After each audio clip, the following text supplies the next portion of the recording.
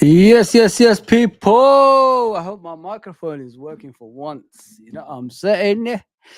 Um, I'm back. One day off. I had to, take time off. I hope everybody's okay. I hope, football is treating you right. International football, and as always, upon us, it's either, a good thing or a bad thing. I don't mind it in the summer. But when it continues, even during the Premier League season, it really frustrates me, people. And I don't know what's going on with my internet. I apologize. I thought I fixed this stuff. I thought I, boosted it up well. We have to wait and see as time goes on. I hope everybody's well, as I always say. Family and health and everything as well. Yeah. Okay. Today we're going to be talking about obviously what I said on the obviously title. We're going to be talking about Virgil Van Dijk, new contract extension. We're going to be talking about football in general. We want to have a general discussion about football. And I will try bring on some more people. I'm waiting for Anton, JK, and Alid. Hopefully they all come on as well. And I want to hear from you guys as well. We come on here, but we don't ask enough, of the chat. And the other day I was talking about, Ron Yates, who sadly passed away. So I thought, why not, come on here today and have a discussion with the beautiful people that bring us on YouTube and give us the help that we can get and chat to them as well. So yeah, obviously, yeah, a few things to talk about. Please, hit the like button, subscription button, notification button. If you don't know why we always say that, it's because the algorithm, people, it helps us, it helps us get out there. It helps the viewings go up. It helps us, get exposed to the wider public as well. So this is what I'm trying to do on a regular basis with you guys, especially with Neurobeats. I mean, I was at work and Neurobeats did the thumbnail, and I mean, this is how we're working at the moment, and I'm enjoying it. I'm really enjoying it. So let's go, people. Let's go.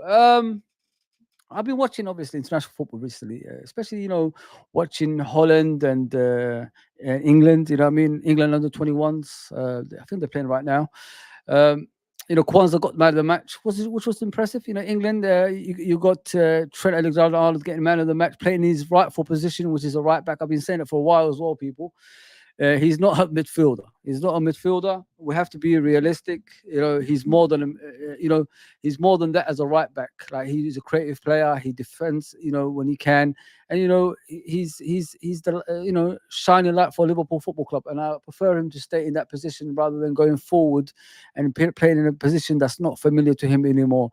He was the best right back in the world at one stage. So let's just keep him there, man. Keep him there. Let's check the chats. Fuzzy here. Guest and chat, like, subscribe, share, and comment. Yes, please, people. You never walk alone. You can see that from Richard. Big up, Richard, as always. Medina, hiya, guys. Big up to Fuzzy and friends. Big up, big up, big up. Thank you for coming on. I'm sure you knew. I've never seen you before. I hope you liked and subscribed and all that good stuff. I appreciate that. Of course, that's from me. I always have to put this on there just to remind people on a regular basis as well.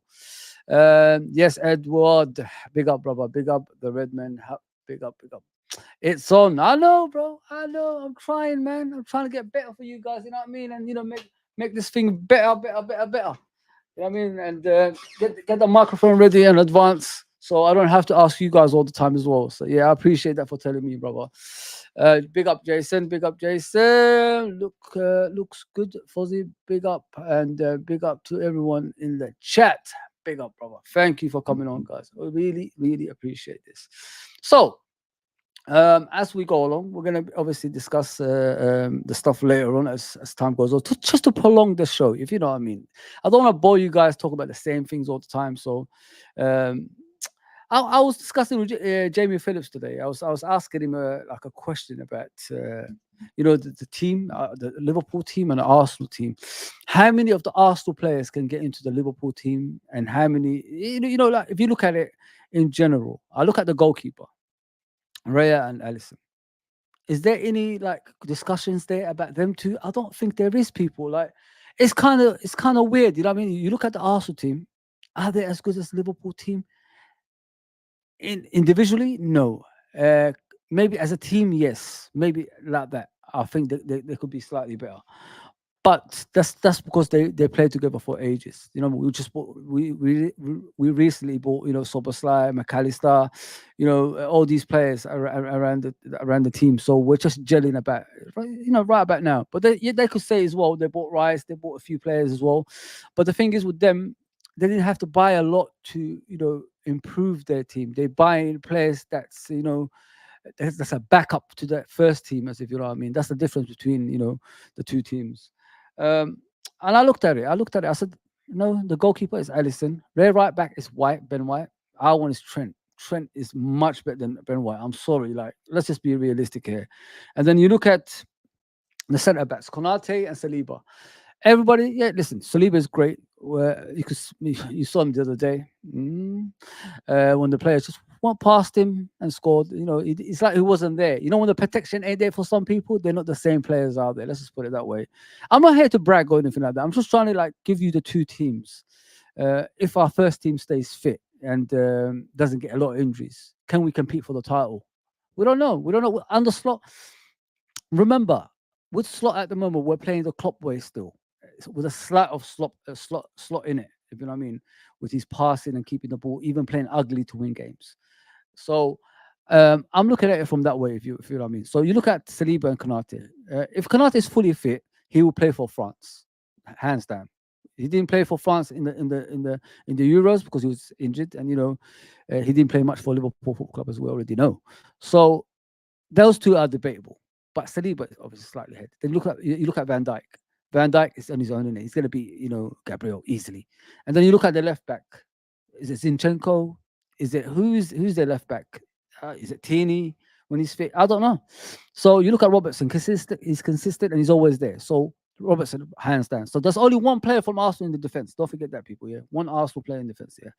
And then you look at Partey and you look at Rice and you look at McAllister and you look at Gravenberch at the moment. Yeah, I'm only talking about at the moment the way they played as well. And then who could you like swap around? Partey and Gravenberch. Who's playing better at the moment? You saw Partey you know, during the season. He's not playing very well, people. He's really struggling. You can see he's feeling his age. He's about 31, I think, something like that. And then you look at Gravenberch. He's about 22, just turned 22. So you can see the way he's playing. He's playing like, you know, a young, fresh player that's had a preseason, that's, you know, playing in a way that you expect him to play. Because you know when Gravenberch arrived at Liverpool, he wasn't fully fit. He didn't play a lot of games. 2 years he was on the bench of, you know, Bayern Munich, and it was a bad move. It was a bad move. But if he came to Liverpool in the beginning when we wanted him, when Klopp wanted him, maybe he would have developed into the player that we wanted him to be. But don't forget with Gravenberch, he was, you know, him and Bellingham was matching against each other when they were younger as well. So this is how highly he's rated. This is why you see a different Gravenberch this season. And not only that, he's got a Dutch coach that understands him, you know, that's helping him out, that's guiding him, that's turning him into the player that he wants to be. Not only that, what I like about Gravenberch, he's playing in his normal position, which is double pivot, if you know what I mean, people. So it shows the guy is improving as time goes on.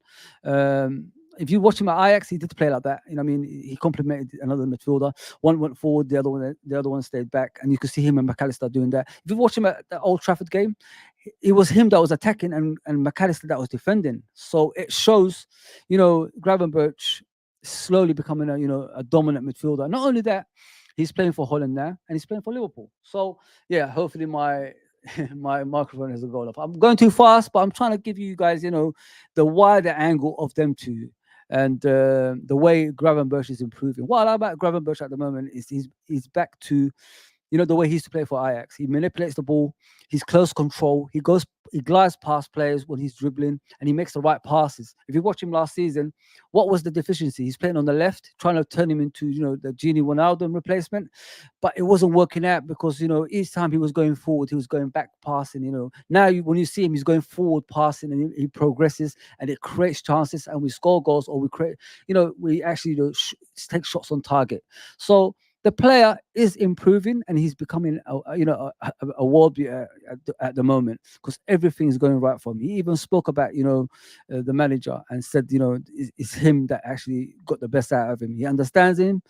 You know, the manager understands him, and he understands the manager. Marriage made in heaven. You know what I mean? That's how it is. So that's how it goes on. And then you look at, you know, McAllister. World Cup winner, South American Cup winner. The guy's a winner. He's a number 10 that plays, in that position, which is, a central midfielder. He could do he could do everything. He could attack. He could defend. You see him against Manchester United. You see the way he bullied off Kobe Mano. The way he bullied him off the ball. It shows like he's got strength and power as well. What I liked about him as well is that second goal. I think it was the second goal when Diaz kicked the ball away from Casemiro. And what I liked about McAllister, he rolled over the ball and he passed it on. That's what I like. I like, technician players that know what they're doing with the ball. And that's what McAllister does. So sorry if I said Gravenberch, I mean McAllister. Anton, I don't know what's going on with you, man. Let me just bring you on and see if it's working. Let me see if it's working. Are you okay? I can hear you, but I think your internet is pretty bad, bro. You need to do something about your internet. It's not working properly. I'll get you back on when you're ready, bro. Yeah, just sort your internet out.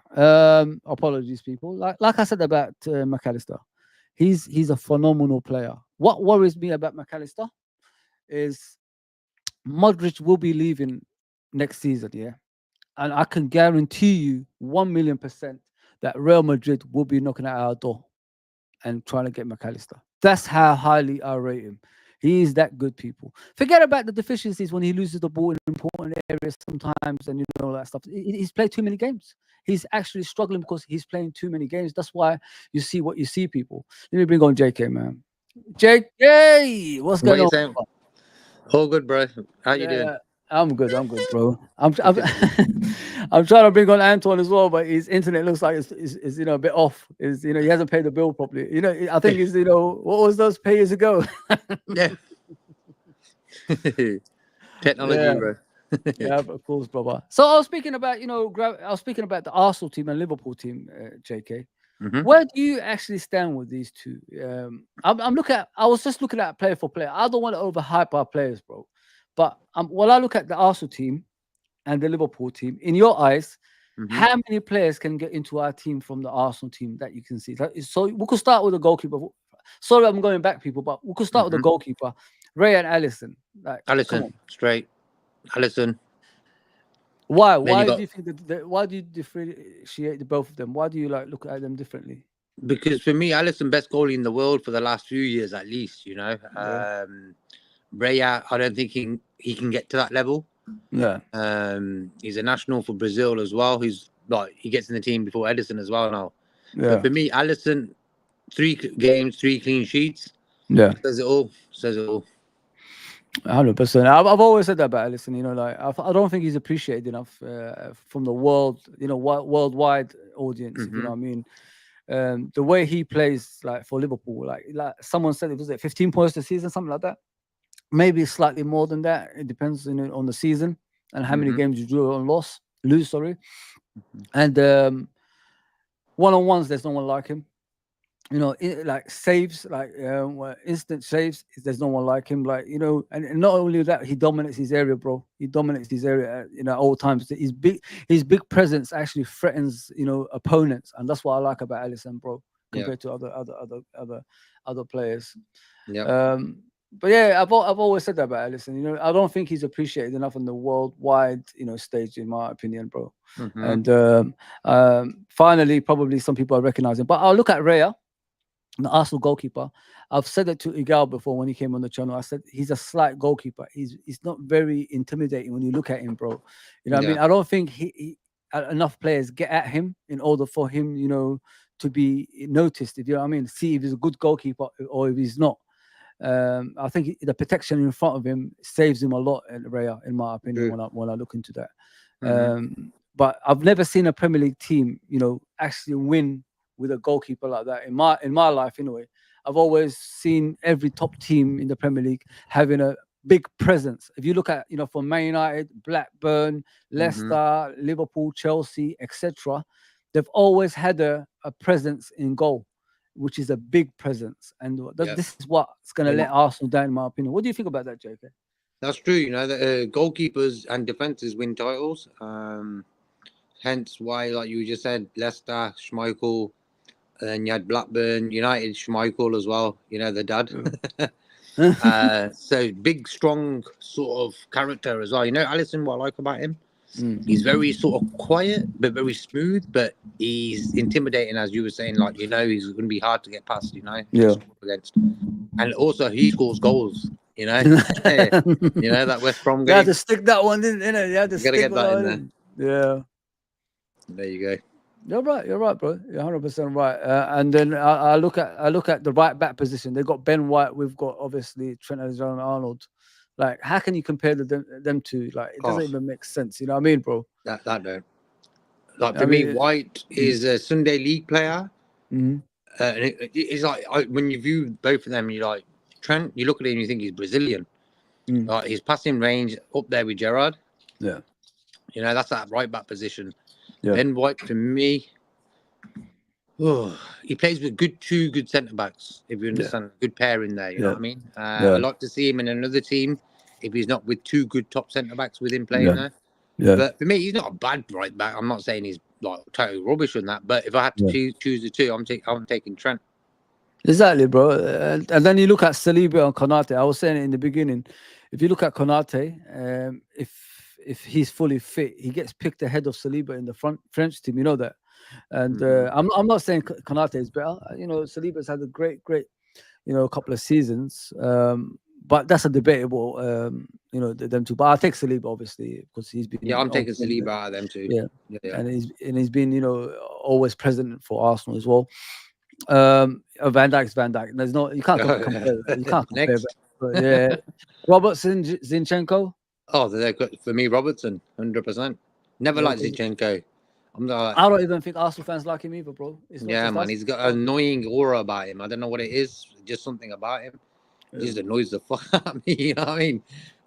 He's very arrogant, isn't he? He's very arrogant. That's why I think people don't relate to me. Yeah. You know what I mean? I think a lot of footballers are. But for me, arrogance only comes when you won something.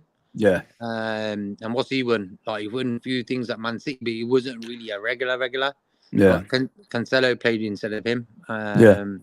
So for me, not one of my favorites, like, football players. You know, Zinchenko. No. Yeah.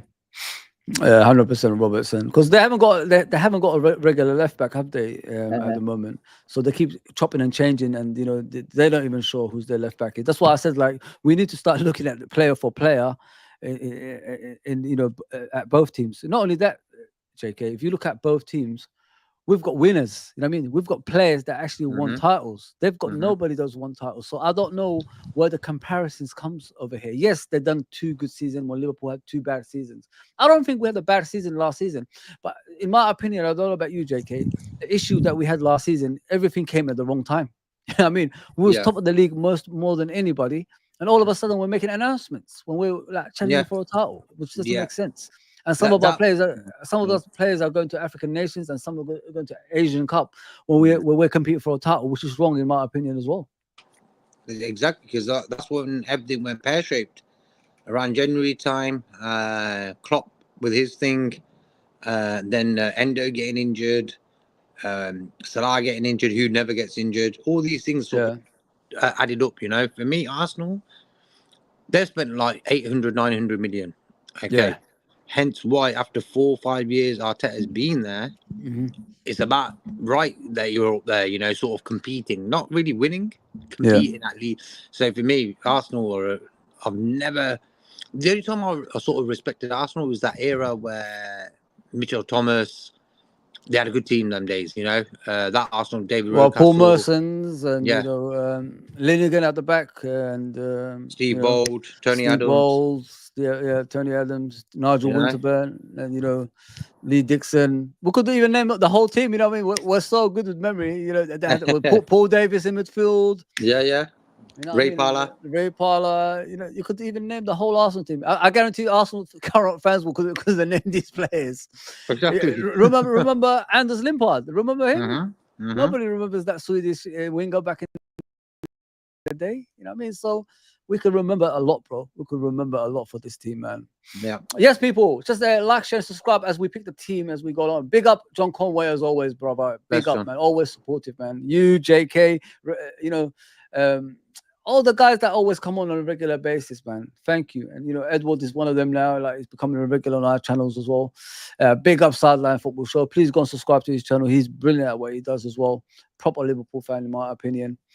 100%. Yeah, I was talking about the team. Yeah, 100%. Medina, 100%. I'm not beating around the bush, with players. If you look at player for player, we should be up there with the best of them if this is their proper team, if you know what I mean. As we discussed, the back four, probably only one can get into it. And then you got the goalkeeper. Come on, there's no question. I've never seen a team win the Premier League with a small goalkeeper like Raya. I'm telling you guys right now, if Arsenal do it, they'll be the first team to win the Premier League with a small goalkeeper like that. Look at their old team, David Seaman and Lehman. That's two massive goalkeepers. I mean, that's got presence. And you hardly see slight goalkeepers like that, because they always let you down in it, JK. They always, at some stage of the season, when the pressure is on, their height really shows, and they shrink, don't they? They really shrink, and then they concede goals they shouldn't really concede, and that's why I believe with Rayo in goal for them as well. 100%. Our most important player is Ryan. So far, so good. Let's just put it that way. Ryan Gravenberch is being effectively utilized under the guidance of Arne Slot. Slot mentorship has enabled Gravenberch to reach his full potential, which was not achieved under Klopp's management. What do you think about that, bro? Like, for me, it took him time to find his feet. He was chucked in a few games. He wasn't, like, since this season started. What's happened to him? Okay, what's happened to him is he knows next Saturday he's going to be starting again. Yeah. So when you give that player that license of, you know what, you're starting every game from now. Yeah. The guy's game's going to just go up. I think last season, hence why he couldn't find his feet, is because he got 15 minutes there, 20 minutes there. So do you think like trying to like compare him to the likes of Junior Wijnaldum was too much for him at that time? For me, I don't like comparing players, like all that. We haven't replaced Wijnaldum yet, this, that, and the other and stuff. And like, for me, he's not as good as like the Mane Diaz situation, for example. Diaz has always had that sort of like responsibility of taking over Mane, who was for me the best left-sided footballer in the whole world at that time. Yeah. So that's going to be hard for him. So for me, Gravenberch, he's a fresh player. Plays for Liverpool. This is his second season now. He's found his feet now. I think sometimes he tries too hard as well. Like last season, because he got them little 15, 20 minutes.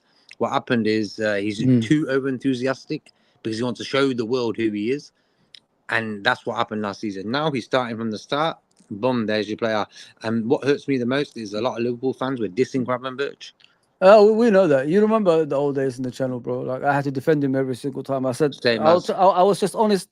I said, the guy has not had a preseason. You can't expect a guy who hasn't had a preseason to start performing straight away. And not only that, he's been at the game for 2 years, brother. How are you gonna? Sitting on a bench of Bayern Munich, not even looking important. Do you know how much that affects players, JK? When you're just a substitute that we could bring you on out of pity.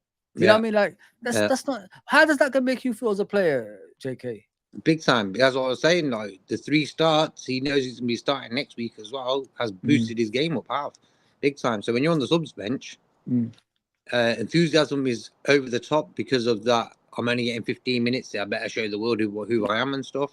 Yeah. Sort of messes their game up, and that's why for me consistency comes with regular game time. You're spot on, bro. You're spot on. Yeah, I honestly think this season is gonna wake up a lot of people. Gravenberch. I honestly think that, bro, because I think he's showing his potential now, but I think he's better than what he's showing. I think there's more to come. Can you imagine when the confidence and all that stuff comes together at the end? Like, how good this kid could be. He's only 22, bro, and look what he's doing. Yep, and I think he's 2 years or 3 years he was at Bayern. He might have learned a lot in the training sessions and this, that, and the other, but at the end of the day, he wasn't getting game time. So it took him a year with us, where he got more game time with us in that 1 year last season than he did with Bayern. It's true. He never played for Bayern, I'll tell you the truth. Exactly. And so for me, you got to give players chance and time, I think the new modern day football fan, they're jumping on the guy's back after 90 bloody minutes. I'm like, come on, man. You know, like how can you justify a player's game just by 90 minutes? You know, so for me, it takes a bit of time, and I think slowly, he's sort of creeping into being a regular starter now. You're spot on, bro. I always thought it was us or something like us that did this to each other. You know what I mean? As a fan base, but I realize you're right. It's the modern day people. They're not patient enough, you know, for players. And in order for a player to get, you know, to get to the destination that you want him to get to, you got to give time. You got to give time and patience. You're spot on, brother. You're spot on. Anton, we was talking about comparing Arsenal and Liverpool, brother. Like they're both teams. Like how many Arsenal players can get into the Liverpool team? We're at the midfield now. Like we said, Gravenberch, Partey, and Rice and McAllister. Like, look, we don't want to brag, Anton, or anything like that. But we want to be honest. And you're a football person, much like JK and myself. Bless Anton. What's that, bro? I'm cool, bro. We said the whole defense, if you look at from the goalkeeper to the defense, Alisson in goal, Trent right back, Saliba, Van Dijk, and Robertson. They haven't got left back. We know that. Yeah. Do you agree with that? That five? Oh, that's clean. Mm-hmm. So in the midfield, they've got Rice, we've got McAllister, they've got Partey, we've got Gravenberch. So far, anyway, for now. What players would you take out of those four, like to make it a 2 in there? What is it? What's the formation again? It was like we're gonna do double pivot, and then we're gonna have that number 10 because they got number 10 as well. They've got Odegaard. We've got Szoboszlai. Oh, 2 midfielders. If it's gonna be 2 midfielders, then it's gonna be. We're gonna give you that one because me and Jackie did the rest. Rice probably. McAllister and Rice, yeah. Yeah.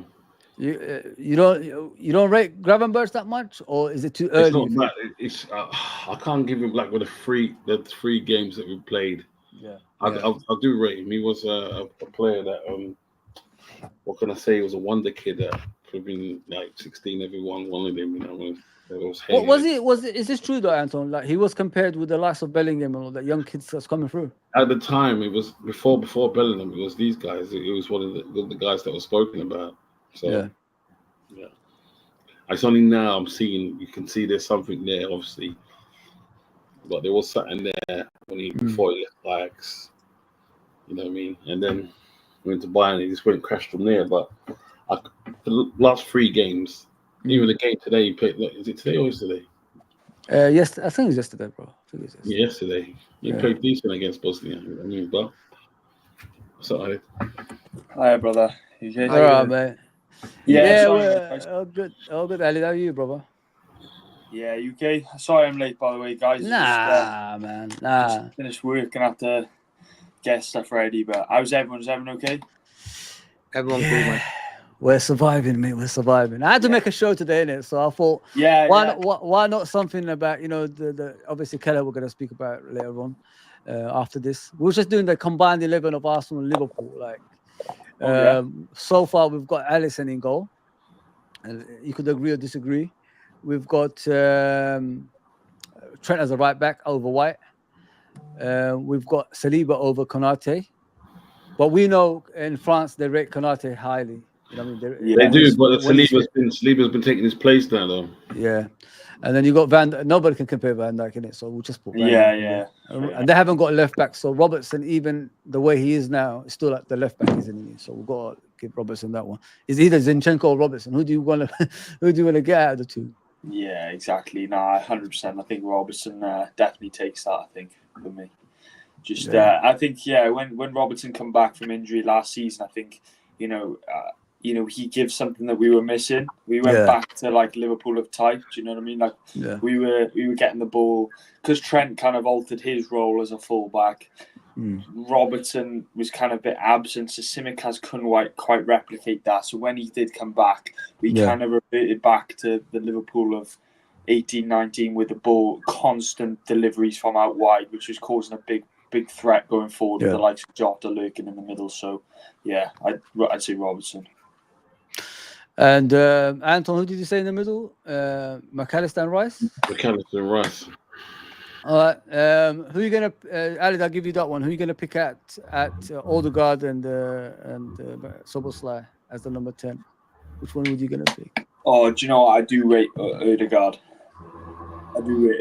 So I think as much as I like Soboslai, I might go Odegaard. You know, I do like him. I do really like what he has to offer. So I think he's one of them players that I think when I watch, I think when I look at Arsenal, he's one of the players that I look forward to watching the most. Just how he is in the middle and how influential he is going forward and how he gets about the pitch. I think he is a very good player. You know, so I'd say Odegaard. I don't think that does Soboslai a disjustice. I think he's Odegaard is that level, I think. So Odegaard there. That's 3 players right from Arsenal. The forward line, guys. This is all of us. Who's gonna be on the right? Saka or Salah? It's gonna be Saka, man. It's gonna be all day. It's gonna be Saka. I'm no. Why you already going, Anton? It's gonna be all day for Saka. It's all gonna be all day for Saka, yeah. If it's Arsenal TV, yeah. We're not Arsenal TV, so this is a reality show. This is it comes with the real ones. So for me, it'll be Salah all day. No, not even thinking about it. I'm sorry. How can you say Saka? Do you know what I mean? How can people come up and say Saka? Yeah, They will, bro. You know what I mean, though? Most of them are famous. It's good player, but come on now. When you look at longevity, you look at the levels here. Consistency. Yeah, exactly. Do you know what I mean? Is it really that much of a conversation like they make it out to be? Yeah, Anton is right though. NJK, you will hear people saying that. It's mad. Exactly right. Exactly. Don't get me wrong, right? Don't get me wrong. I'll give Salah. This was an argument with someone before. So someone on this channel, I forgot his name, but I'll talk to you about it another time. I was on Instagram and I mentioned it. I said, you know what? I don't think Salah was as good as Saka at that age. No, he wasn't. It's true. I don't think he was. He was. That's fair enough. I think maybe that's fair enough. Yeah. You can drop the ceiling and say the ceiling's a bit for him. He can probably try and get there. I don't know about the scoring, the goals in there. Yeah.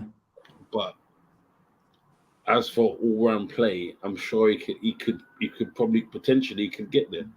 Yeah. Potentially. Yeah. I forgot what the guy's name was. I forgot his name. He was in the show. He was from Liverpool. He's a white guy, and he said, he come on. He said, because he's your brother. I said, why did he say that? What do you mean because your brother? Because it's because of your brother. I goes, what do you mean, my brother? He's an African guy, and you're a black guy. I said, no, it's nothing to do with it. I was just being real. I'm thinking, you can say, look, did you know about Salah before he went to Chelsea? Did you know that? Did you know anything? Did you know how it was at Basel? No, you don't know how it was at Basel. And he was saying all kinds of stuff, and he was saying, Antoine, you're just a racist. I was like, what? You said to me that I'm his brother, and then you spread it around and say I'm being racist to you. Honestly, I kept the chat just in case he come up again, and I said, please, can you just tell me about it? But he's not turned up. I'll show you. He was in this show, Anton. I asked you here. He was in our show here. Yeah. He came, how many years ago? For a year ago. White guy. I was on a year ago. No, not you. It's not you. The guy. No, the channel. The guy we're talking about. He's from Liverpool. And he was on this channel. Liverpool. And he's been in this channel before. He seemed kind of cool. But when he said that remark, I was like, I'll take him back. And I said, what do you mean by that? And I dug deeper. He goes, no, because you're black and he's black, and that's why you're saying it. I goes, what? What's that anything to do with that? Because what? You know what I mean? And he even it's your opinion, isn't it? I couldn't believe it, and I was just and he was just going on, and then he unfollowed me. Yeah, I was like, okay, you know, unfollowed me, okay, cool, because he was taking it like he was the victim. I was like, what? Okay, cool. All right, I kept the chat just in case he come up again, and anything come up, and I'll say, do you actually think, and Ali and JK, do you think people watch football outside this country or not? Like, how can they judge players? Not too. Even if they got Sky, I don't think so. Even from way back, they didn't watch, because in the day when we were growing up and the Premier League was just coming up, they was hearing. We watched everything, Anton, but we watched everything. They was having chat of Alan Shearer is better than R9. Like, this is when it was at prime. Come on, we was in the playground, Anton. We was hearing that. It was not just the playground. It was the media. They were saying all at the top. Andy Gray and this guy was saying, I'm like, and they said, can he header the ball? Like, can he header the ball like Shearer? Can he hold up the ball like Shearer? I was so baffed, and I was like, what? The things I used to hear when obviously young, but it's because they just only watch their little world kind of thing. And it reminds me of the Americans when it comes to the World Series and things like that. When there's no other world, it's just you guys playing in this little bubble, and then you call it world champions. And what? But no one is playing well. No one's playing in the world. So this is what I go back to the news there, because back in the day, before more of the foreigners come over and the foreign managers, it was all about England in the Premier League, and everything else was shit. They still have that attitude still, even though the Premier League has gone better and it's one of the best in the world. But they put down and look down and say, you come from a Farmers League. Or Haaland come from the Farmers League and they smashed it straight away. They said, he ain't going to do nothing. They smashed it straight away. Yeah. Look at the goals he's scoring now, man. It's just beyond ridiculous, man. Even Shearer and all them couldn't do that. Even Henry. You know what I mean? It's crazy stuff. It's absolutely crazy stuff. But okay. Obviously, JK, on the right wing, do you say anyone else other than Salah? For me, Salah probably one of the best players in the world. Saka, top player, but not on that level. Not world class yet, man. I don't think he's world class yet. Thank you, Anton, because I got ridiculed by saying that. I said Saliba is not world class. I said there's a difference between world class performances and world class level. You know what I mean? And I didn't even know there was an elite level. Did you guys know what elite means? I didn't even know there was an elite. I mean, I thought it was world class and that's it. I didn't know there was beyond that. You know what I mean? But I told people, like, listen, once they start, you can't judge a player on 2 years, guys. It's impossible to judge a player on 2 years. You know what I mean? Because you don't know what's going to happen. In order for you to become a world-class player, you have to have consistency. Consistency as well as performances on the pitch, which is, going to stand out more than most. And if you haven't got that, you ain't a world-class player. You could do world-class performances. That's a different thing. For me, world-class is, right? World-class is you doing every single show. Doesn't matter where you are, you're doing the same thing week in, week out. You're playing against this guy, you're playing against that guy. Yes. You're a threat because you're there, you're a threat. You're not even moving, you're a threat.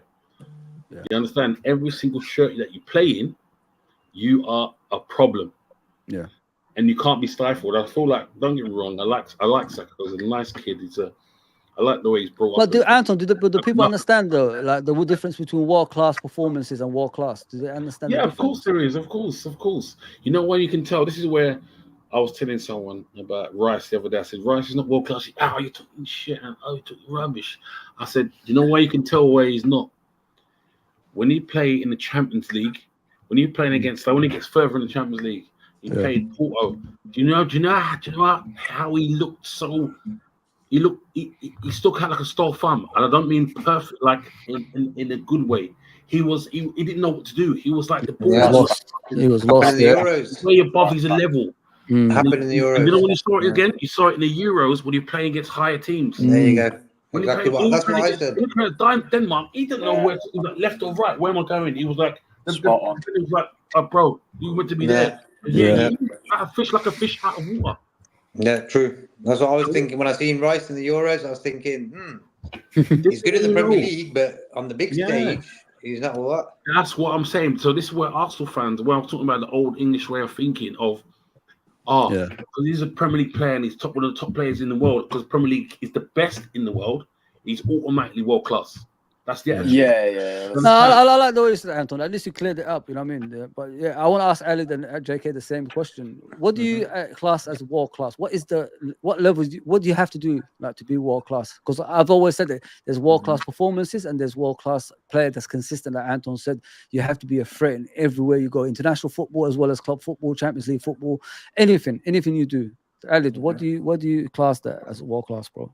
Yeah, pretty much. I think you guys just really hit the nail on the head, spot on, really. I'd say, another way to look at it would be like if there's the biggest game in world football and you have to pick one player, my gut leans towards the player who I believe is more likely to deliver. So in the biggest game in world football, I believe that off longevity, of consistency, of these performances, I would assume and come to the conclusion that I believe Salah would perform better than Saka. And that's no disservice. It's obviously quality there on both sides.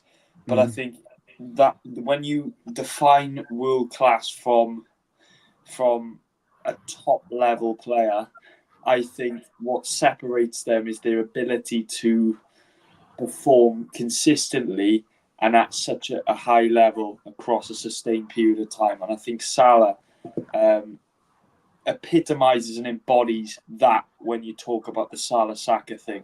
Saka's obviously got, still many years to go. If you look at, do you know what I mean? But I think when you actually look at it from a portfolio of performances, Salah has the greater one. He has the more abundant portfolio, and I think he has that reputation. And I think Saka's still earning his trade in that regard. Spot on. Yeah. You know what you just said there, Ali? You're spot on about you have to be consistent. Not every world class player has to win trophies all the time. You know what I mean? Yeah. Look at Georgie Haji. You look at Harisko Stoichkov. Not many people know that, but they were world class players. Am I wrong, Anton? If you remember them? They were brilliant. They were brilliant, man. That left foot could open up a tin of beans. I'm telling you, it was so good, man. Sorry, Ali, I know you don't remember them, but Yeah. There were players we grew up with back in the day. Your points. Yeah, look at Baggio. You know what I mean? One bad knee. You know what I mean? And he still won the Ballon d'Or with one knee. You know what I mean? So that shows what levels we used to see back in the day. JK, what do you class the same as we do, or do you see it differently the world class level, bro? Before we move on. Yeah, I'll quickly just recap. For me, it's there's 3-4 teams: Bayern, Real Madrid, Man City, for example. Yeah. If you can get in that team. Yeah. So for me, that's world class. Good point. Like walk into the Man City team, walk into the Real Madrid and Bayern Munich.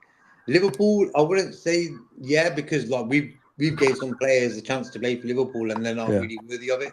Yeah. So I can't really mention Liverpool in that bracket. Man United the same, Chelsea. Even Arsenal. So for me, is that Real Madrid, Man City, say Bayern, they can walk into that team.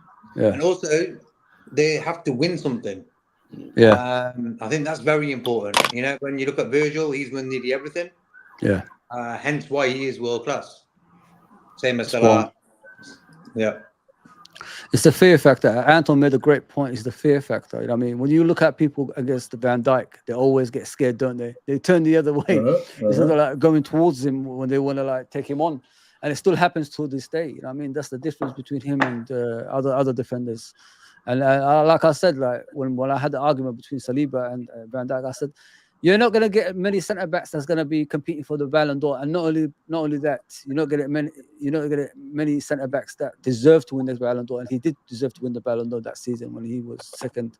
So that's how good this guy's been performing, and the world class level, you have to be extraordinary. I remember when me and Anton used to grow up back in the day.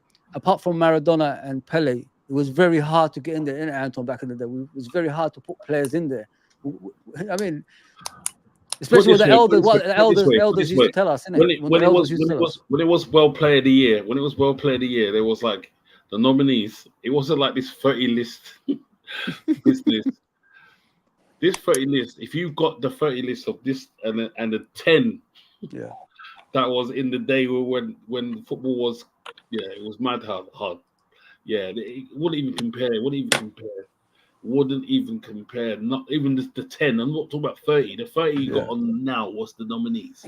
They couldn't even. Not one of them can get in there. Not one of them. I'm sorry. Not one of them. Even nowadays, Saliba's good. Don't get me wrong. He's potentially, he's got the potential to be world class, but he needs to show it consistently in the Champions League. Yeah. Because it's the same thing I was saying before with Henry. Henry smashed it. He did do well when he was playing for France, but he wasn't the same guy for France or for Arsenal, if you know what I mean. Yeah. He was still the side guy. There was still someone of three other players that can get the team over the line. He was scored the odd goal, don't get me wrong. Don't get me wrong. But it was always Zidane. It was always Vieira. It was a few others as well. That, you know what, if it wasn't for these guys, the team would not be the same. Like Spawn. A lot of people say about that. Why did Henry get the 2003 Ballon d'Or? And I argued to that to the T. Like I said, the reason why he didn't get it because the Premier League wasn't the best league in the world at the time. Nope. We talk about Ballon d'Or. I said, yeah, but they're at because the Premier League wasn't rated until later on. Really, it's only like I said, we'll talk about the world class and world series about the Americans. Only they think it's the best, and you know what I'm saying. That's how Premier League was, and it falls that narrative that everyone, it is the best league. No, it wasn't. It's only till certain managers come in and football's changed. Goalkeepers play from the back. That's why the football is better now because of the foreign football. They use the foreign levels and then bringing it in and then playing. Hence why England improved as a technical team rather than long ball playing. You can see it. Now, what I was talking about with Henry, why I didn't get it because you're playing in the Premier League and it's not really rated. It was rated like 5th best at the time. Yeah. And Nedved won it because he got his team. They won Scudetto. Italy at that time, it was hard. It was hard for strikers to get 15 goals. 15 goals. If you got 15 goals, you was like, that's magical. If you got 15 goals in the Serie A, he couldn't hack it. He couldn't hack it there. He went here and it became a god. And what I was saying before is 2003. Arsenal smashed it. He did this. He got 20 assists, 20 goals. He killed it. But when it comes to Champions League, nowhere to be found. France, when he played for France, again, not that guy. He wasn't that guy. Yes, there's players ahead of him, Djokovic and Zidane. He did what he did for Juventus. He got Juventus the Coppa Italia. He got them to the Champions League final. He couldn't play the final. I remember that because he got a yellow card, 2 yellow cards. Something about the yellow card. And he was suspended for the final. Remember the final was a boring final between Juventus and Milan. Yeah, Old Trafford. Yeah, penalty shootouts. They won on penalty shootouts, Milan. See, because maybe if he was playing, they were saying he could have been something different. But the thing is, he got carded and he couldn't play the final. Yeah, you understand? And I said that's the reason why he got because he was playing in the best league and he was playing the best consecutively, playing against this one, playing this one. Yeah. No matter what shirt he was in, he was playing the same level, and that's why he got it. But these guys now, Henry. Because you can't be the best in the world in your back garden. No. The change, the league changed, when Mourinho and Rafa Benitez and all these managers started coming in because the football changed at the same time as well. Yeah, the money came. What money came? When the money came in, Abramovich and that stuff, it went crazy. Let me just read the comments, guys. Robert is still good. Listen, I'm not knocking Robertson, man. He's still a good player. I mean, he lost that yard, but he could still cause something. Odegaard has been subbed off after twisting his ankle with Norway tonight. Whoa. That's not good. What happened to Alexis McAllister? How long is he out for, please? I don't think he's out, I think he's traveled with Argentina to the next game. So I don't think he's going to be out that long, to be fair. Looks more like a precaution. Mahili says, hope Dom survived that Bosnia game without injury. I don't even know if he got injured. Did he get injury? I don't remember. I don't really remember that. Let me go down. Sorry, guys, about the comments, which we have to discuss stuff in order for us to continue. Big up, Jamie, as always. Big up, brother. Thanks for coming on, bro. Big up. Soboslai far better off the ball, does more work than Odegaard. Yeah, I agree. I think Soboslai is phenomenal off the ball. I think they said he covers the most on the pitch, doesn't he, Ali? Yeah. He done 11K, 11.5K over there. Yeah, he's fast as well. His top speed, I think he was one of the fastest players in the league as well. Reaching top speed, so he's very good off the ball. But I think Odegaard, But I think Odegaard. I think Odegaard. I think Odegaard's the man. Yeah, I wish we signed him when he was training with Liverpool, innit, JK?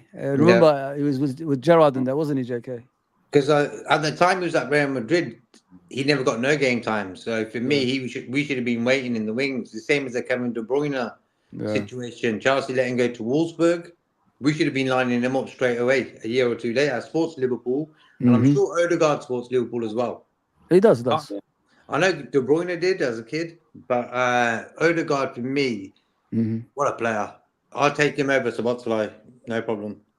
He's phenomenal, man. Technically sound.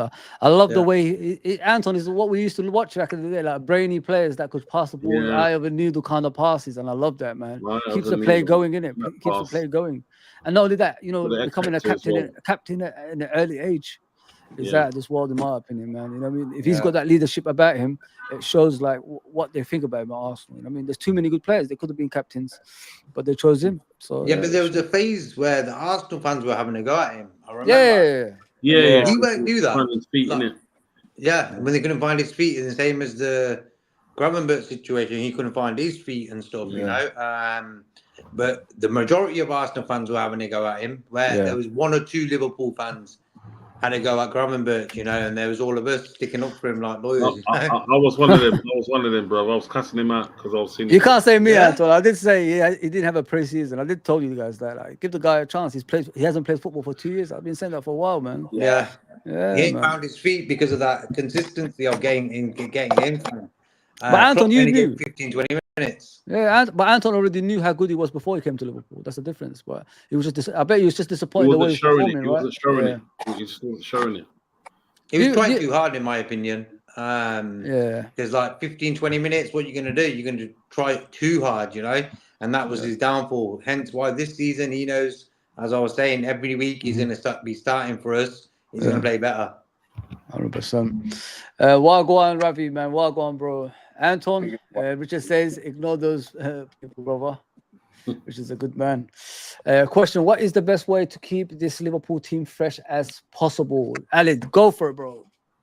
Yeah, I just think, constant. I say constant rotation. It's obviously having a massive depth makes a massive difference. But I think the way you utilize that depth, I think, is even more important. You don't want to make too many changes. That the rhythm will come at a cost then. So I think just managing these games would be a massive task for any manager, especially with the influx of games. But I think the best way to keep this Liverpool team fresh is to rotate correctly, rotate efficiently, potentially look at, in the January market, would Liverpool look for that number 6, having lost out on Zubimendi this summer? I don't know. I think it's kind of a big sort of case study on the Gravenberch situation, but I still think that doesn't detract from the fact Liverpool still need an option in that department. So I think, maybe there's a reason that comes in January, and that gives Liverpool that sort of Diaz sort of effect when we brought him in January, gives that sort of revitalises the sort of morale, keeps the team fresh. So maybe that's where Liverpool look to keep the team fresh this year. Yeah, spot on, bro. What about you, JK?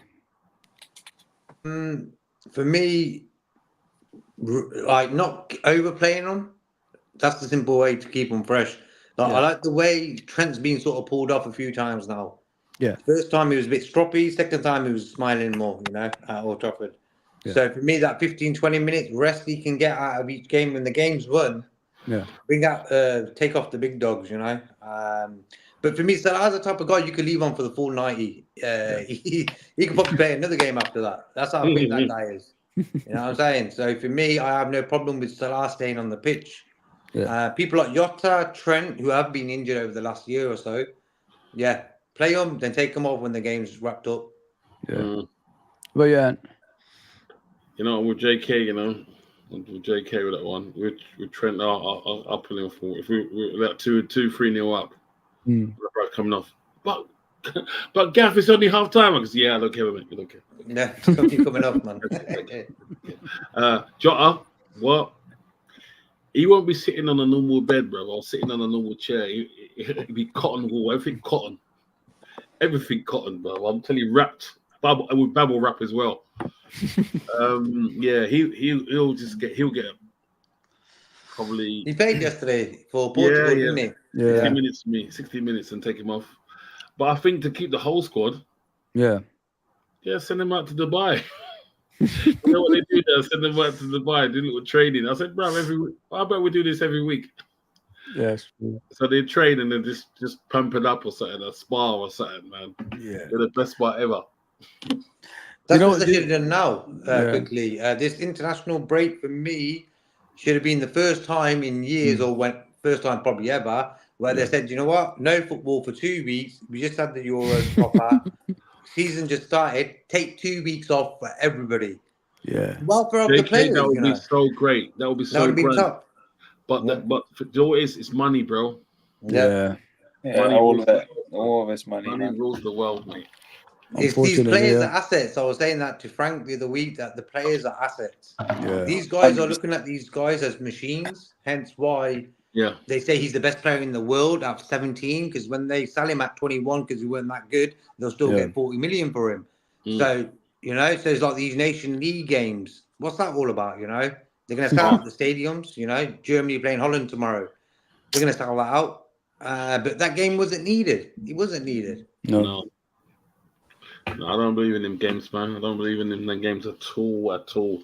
For me, it should be, you know, for their countries, like, so they're playing a friendly or they're playing this Nation League. It should be the fringe players who don't get a really look at. So you know what? Spot on.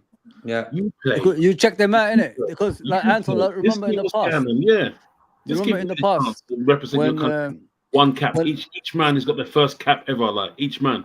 Do you remember in the past, Anton, when players you didn't expect to do well, they did well? Remember Toto Scalacci? He wasn't even the striker. I think Vialli got injured in the World Cup night. Yeah, he got injured. And he replaced him, and he became one of the best players in the tournament. That's what I'm saying. I heard he's not well, Scalacci, at the moment, actually.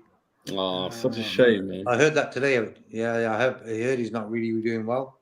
Yeah. Oh, man. What a striker in that World Cup 90, man. He was brilliant. Nobody expected him to do well. Yeah, nobody expected him to do well. Oh. He was the black horse boy. They didn't know about him because they didn't know about him. That's what it was. He was unknown of. You know what I'm saying? They all think, it's going to be Vialli. And when he got injured, they put him in. They just didn't know how to play on him. They had nothing on him, really. That's what it was. Yeah, exactly. All right, guys, we've got, of course, man, of course. We've got 3 positions to go. I think, 2 positions, isn't it? The left side and the striker. Who would you put on the left side? There's Diaz for Liverpool, Gakpo. They've got, and Jota can play there, of course. They've got, obviously, Trossard and Martinelli, and obviously Sterling now. Who would be your first choice in that position? I know you guys are humble guys. Go on, Ali, tell me. At the 3 and why? I think it's hard to say Martinelli, just purely based on the fact I think last season he was, a bit off it for his standards. But then again, Diaz at times last season was, very similar. Yeah, very similar. So I don't know. It's kind of one of those that it's quite a polarizing discussion. I'm going to sit on the fence and pass it on to Anton. Right. I'm going to say, okay, recent form and potential, when they're all firing all cylinders, all these players, Diaz does top them. Don't get me wrong, Martinelli is a good player, but for me, even for Brazil, I feel like he's a sub. Yeah. his impact, come on and do a little run and get a penalty or get a goal kind of thing. Yeah. Consistency. It's a tough one, isn't it? It's a tough one because it's very similar. But you know what? I would pick. It's hard, man. Martinelli or Diaz for me. It's out of the two. But again, when they're both firing all cylinders, it's the best. Like they do everything and they're a problem for the team. It is Diaz, but sometimes it's a problem for himself when he does like the silly things like finishing. So that was last season. Now he's doing so much, do well now. So you know what? I'm going to go for past what Martinelli's done. Go for Martinelli for what the past has done. Yeah. In the league, I'm gonna go for him there. Yeah, I think if Diaz tightened up his finishing in the final third, if he's finishing like last like he's been now, or finishing last season, he would have been. Yeah, it's a big fight. It's a big factor. Yeah. What it was, what's not probably like concrete done it for me is that Luis Diaz. I've seen him play against Spain at West Ham. Yeah, bro. Yeah, that was out of hell, and I don't think Martinelli could have done that. I'm just saying. I know Martinelli couldn't do that. If you see how he was, this guy was everywhere. It was like the air they were breathing, bro. He was like, they were breathing. He was there. He's there. He was a constant threat. I was like, why can't this man do that for Liverpool, man? Yeah. What about you, Jake? What about you, JK? Like for me, Diaz, ball retention wise, best in the business. You know, you can keep hold of that ball for days. Yeah, you got to keep ball. So for me, and the way he started this season, that's Diaz, prime Diaz now. What we're seeing is prime Diaz. Like you can't get really better than that. He's like on his game. Look at his goals he's scoring, you know, and that's all we wanted him to do.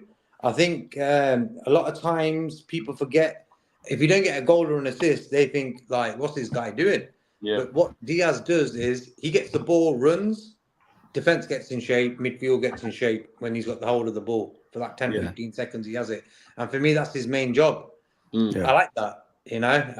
But this season, he's sort of sharpened up in that goal threat. He wants to score goals now. And it's so good to see, you know.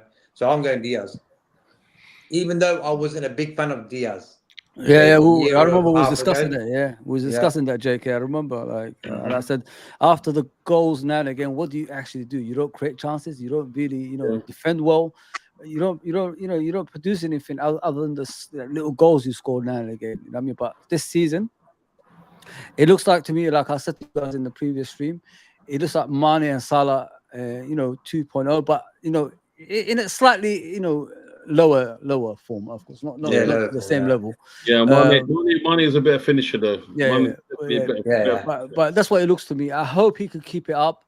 Even with Martinelli, when people talk about Martinelli, I like him, but he's not consistent, guys. He plays well against Trent, and everybody hypes him up. But what does he do outside Trent? That's the question. You need more. Yeah. You need more. You know what I mean? That's why I have to. You can measure it by this as well, Foz. You see what Diaz didn't do against Man City and Carl Walker. Especially Carl Walker. Is one of the even for Porto, Anton. Even for Porto, he did that. Yeah. He rinsed him. I remember that as well. He rinsed him. Goal he scored. Remember, he came from the left. He rinsed him. If only he scored against Man City at Anfield, them two chances. If he would have done that, then he would. I think Arsenal fans would have came on there and said, "You know what, guys, we're gonna have to give it to you. We really have to. Come on. There's no one who's done that against Carl Walker. Not really. How many people could say they've done that? Not even Mbappe or Neymar, prime Neymar has done that against him. So. Yeah, that's true. That is true. But the thing is, I'm only putting it right now. What's happening? Because Martinelli doesn't even get a game. So obviously, he's gone down a little bit. Martinelli. Yeah. So you put Diaz ahead of him right now because Diaz is on form. So that's another player for Liverpool. Kai Havertz and Jota. Which one, JK? Never. For me, Let's read Jota. this message though beforehand. Liverpool Truth Channel. Oh Truth shit! What Channel. do you do? That's evil, man. Once again, Liverpool Truth Channel. It says Diaz can run forever, like Mo, 100%, brother. Yep. I hope you subscribed as well, man. You're a newcomer in it, so please subscribe if you have. Go on, JK. Like, yeah, for me, Havertz's never been a big fan. He's only been good for the last 6 months. Before that, Chelsea, not good. Started Arsenal, not good. And then from January on, he sort of started finding the goals, even for Germany now as well. Yeah. But for me, Jota is the street footballer. When he's got the ball, you don't know what he's going to do. Yeah. And that's what I like about Jota. You know, and he's also skillful and fast with it. Havertz saying he's in a dribbler, you know what I mean? He's a get the ball, turn, pass it. He's that type of sort of, I wouldn't even say centre forward. Yeah, he's all right. But for me, Jota, even Darwin, I'll take Darwin before Havertz as well. Wow. Go on, Anton. JK said what I was gonna say, man. He just took this Jedi mind tricked me, man. So, yeah, definitely Jota, bro. Definitely, without a doubt. I think if Havertz was on the show, Havertz would say, "No, you gotta play. Yeah, you gotta play Jota." Bro. He would say himself, I think. He would say humbly, guys, humbly. No. I think this guy, yeah, definitely. Jota is relentless, bro. I think his only problem is this injury prone, man. Yeah, bro. If it wasn't for his injury prone business, I'm telling you, man. Oh, I can't knock him for that. That injury against Brentford wasn't easy. Yeah. It wasn't easy. But at other times, I'm thinking, bruv, come on, man. Yeah. You know what I mean? It's a bit soft for me, man. Maybe we need to go and eat some African food, man, to be strong. Yeah, to toughen up a bit. I'm telling you. But he finishing, that finish, no problem. For me, he's the best. He was the best finisher in the club. I don't know what Klopp. I love Klopp, but I don't know what Klopp was saying. I think Klopp was saying it just to keep Salah on his side, kind of thing. If you know what I mean. Yeah. By far, it's Jota. Reason being because he can go any way. You don't see Salah. Salah does pass the goal ball with his right. He doesn't shoot. Jota can shoot outside the box with his left. Jota can score with a header. You understand? Yeah. So this is why he's the best finisher in the club for me. And also for me, do you remember that goal where Darwin chipped the goalie at Brentford? Oh, that was. Oh yeah. Remember that assist? Uncle, wait here. Wait a second. Remember that assist? Whoa. That little header. Best ever goal he scored for me. Yeah, that assist and that goal all together, for me, that assist was just like that header he gave to Darwin to score. I was like, yo, that's a footballer with a bit of a brain. You know? Yeah, 100%. Yeah, man. Yeah, so we'll go with Jota. So there's only how many players at Arsenal? we've got Odegaard. We've got Rice. I think we'll put Rice in there with McAllister and Saliba. So only three. Only three players. Good. Well, I'll tell you what. I want to see the Arsenal guys when they say this one. I want to tune in for their one. I want to. Yo. What's going on, people? What's going on, people? Good evening, people. I just got from work, you know. That the England under 21s. Wow. Playing Austria at they was playing Austria down in Luton, the Kenilworth Road. Good game, 4-1. They won 4-1. Kwanzaa was there and Tyler Morton was there as well. Both of them were there. Yeah. Nice I think Kwanzaa played the whole 90 minutes. Good. You know what I mean? That's good. Very good. Very good game. So, Unks, we were speaking about Liverpool and Arsenal, the combined 11. Only 3 Arsenal players got in. Only 3. Don't laugh. Fuck's sakes, Unks. Don't laugh. No, I have to laugh. I'm like, you know what? Because Robbie and this guy had like a Barney yesterday. I think it was on the yesterday show or Saturday or whatever. Robbie put it out in the group, and it was like, and it's that. Put it this way, the Liverpool guy said only one person for Arsenal, team gets in the Liverpool team, and that was Declan Rice. Only one. Do you know what I mean? So when you lot said 3, I was like, right, it's a bit generous, isn't it? No, we're trying to be non-biased as well. That's what it is. Yeah. But do you know what it is? Do you know what it is? I was talking to this woman tonight at the game, and she got like a kids and they're Liverpool supporters and that. And she's talking about, certain players in the team. She was like, we've got a good squad and everything like that. And I said, yeah, we've got a good squad. The only problem that I face at the moment is if we get an injury. We haven't got the depth. Do you know what I mean? If players like Ryan Gravenberch, McAllister, Szoboszlai, and then people get injured, when you think about it, we're stuffed. We're toast, bro. We're toast. Yeah, we are toast. Yeah, we are toast. You are toast. I mean, to be honest with that, I hope it doesn't happen. I hope they don't get injuries. I hope they don't get injuries at least until January. Do you know what I mean? And then we can try and bring some reinforcements. You know what I mean? I don't mean the toast. I don't mean the toast like the one you can put butter on it. I'm talking about the burnt toast that you can't. I know it is. The charcoal black. That one would be F. I'm telling you, we're That's sakes, man. That's why I don't even mention injuries. Like I'm thinking, the more the players, the fans say, "Oh, if we get injuries, we're done." Yeah. Like I'm not even mentioning that word injuries because last season was a nightmare. Oh, that's the thing that ruined us. That's the thing that ruined us, isn't it? Yeah. Do you know what? Right? I don't know any team in the Premiership, that can have a whole team out because it was 11 players we learned, a whole team out, right? And still go on and win the League Cup. Still go on and win the League Cup, and we still crazy, bro. Do you know what I mean? That's what you call resilience. And you know what it is at the name? When you got a manager like Jurgen Klopp, do you know what I mean? Right? That is enabled to get the best out of these young players. These young players loved him. See, that's the problem that I do have with Arne Slot. Does he command the same respect as what Jurgen Klopp did to these young players? Do you know what I mean? Yeah. To the players in general. Do you know what I mean? So we just have to wait and see. But I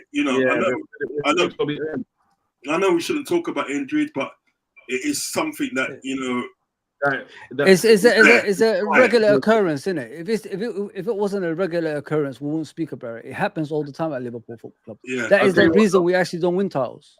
I'll tell you what. I hope we're lucky, like Arsenal was with injuries last season. That's another thing what people forget. They were very lucky with injuries. Of course. Yeah. 100%. They were absolute. They'll say, "Oh, we're talking about." They had Jesus hat for 2-3 weeks. Jesus. Party was out for a month. Come on, guys. Come on. No, man. You had really no. And then man was side man, to be honest. Side man. True. I'm sorry. That's true, man. True. The most important pairing was the centre back, Saliba, and the other guy. Yeah, Gabriel. All season. There you go. They played the whole season, isn't it? Yeah. I remember if your spine is not injured. When I mean spine in football, I mean the main characters in the team. Yeah. If they're fine, you can get by. Yeah, of course you can. Not with our team. No, 11 brother, 11 players out, Remember, it was 12. I mean, 12. Yeah, because it's 12 because it was 12 because Ryan Gravenberch got injured in the final. He got injured in the final. Yeah, he was the 12th man. He was the 12th man that got injured at the first team. Yeah, and the thing is about it, if you look at sort of like Arsenal, what happened the season before when Saliba was out? Yeah, Didn't they flop? Yeah. They flopped. Yep. And they blame it on the fact that Saliba was injured, this and that. We got bare injuries to deal with, man. And you guys are forgetting the drop points as well along the way because of screw drops. You're forgetting that as well. Yeah. Screwed over. Yeah. I mean, we're the only team that don't complain about things like that. Arsenal had one incident in one game, I think it's against Brentford. Are you forgetting when Arsenal had that issue that season when the first time they were challenged? They had I think Brentford scored an offside goal or something, and they were complaining about they got an apology from the FA and all that stuff, or the Premier League. Yeah. What do we get? Not even a sorry. We voted. Remember, there was a vote at the end of the season about VAR, Only Yeah. Wolves were the only team to say we don't want it anymore. Liverpool wanted it? What were Liverpool bloody doing? You know, it's like, come on, man. We got done last season because of VAR, and you guys are voting for it. Done. I was like, some Not people even don't know what to do VAR, now. bro. It wasn't even just VAR. It was the referees as well. We was getting the same referees as well. Oh, Yeah. mate. We 12:30 kickoffs. Don't forget 12 kickoffs. Yes. Yeah, 12:30 kickoffs. Don't forget that. We had the most. Yeah, we had the most. We had about 14. It was 17, isn't it? 17? No, 14. Oh, altogether. Yeah. Still a lot. Because, you know, the world wants to watch Liverpool, apparently. This is the excuse they're making for us, you know what I mean? The world wants to watch us. We had 14, right? We had 14, yeah? Check it now. You're only supposed to have 6. You're only supposed to have 6. And we had 14. No, I'm not feeling that. The fix is on. Yeah, we got done last season, end of story. Oh, yeah. Yeah, 100%. You know that, JK. There's no doubt about This is what it goes back to, Foz. This is what it goes back to, guys. Hey, lads. It's when we're booing when the national anthem is on. They're going to... Come on. Yeah, they're in back. Yeah. Nothing's going to come for Liverpool unless we grind it out and win, like without cheating. There's no way they're going to help us, bro. There's no way. Oh, yeah. They effed us over. You know, but they should have did what... Nobody speaks about it, though. No, they should have did what Lee Carter did. Do you remember what Lee Carter did? Lee Carter did over the weekend. Yeah. He just kept quiet, didn't he? He just kept quiet. And look how much I spoke about that. I hardly spoke about that. So that's what Liverpool fans should have done. Just kept quiet. All the players just kept quiet. Just keep quiet. You know what I mean? Just don't. You're already disrespecting them by saying nothing, isn't it? It's just turn your back on them. Yeah, like what you said, Fuzz. Just turn your back on them. Anton said that before. Yeah, 100%. I agree with that. Guys, obviously we've been on for a while. Kelleher today said he wanted to leave. Basically, he wanted to leave Liverpool. He wanted to pursue, become a first team player elsewhere. Should he have done, in the press like he did in the Irish press? Should he said what he said, or kept quiet because he's gonna stay till January anyway?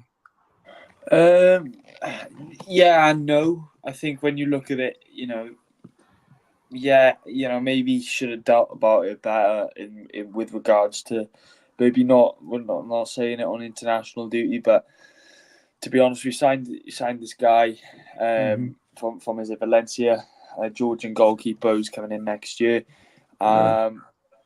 To be honest, he's just trying to force his way out now. Do you know what I mean? And I don't really blame him because he's proved it whenever he's been put in a position where he's had to step up.